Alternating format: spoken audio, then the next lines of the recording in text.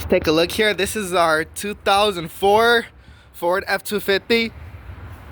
It's a crew cab, long bed with a high top. Not high top, but top part, sorry. And it has the 6.0 liter Powerstroke diesel. And yep. How many miles does this truck have? 180. 180? Yep. And this one has the 6.0. Yep. Yep. Let's check out the inside. Oh, it's dirty? Oh man. Oh yeah, I'm only gonna do this side. This is what the interior looks like. Just like how the dually my dad used to have.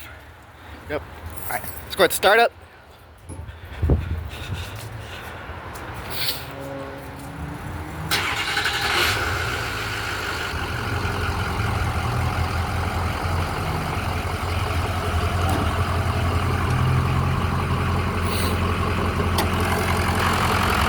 Got the 6.0 liter turbo diesel.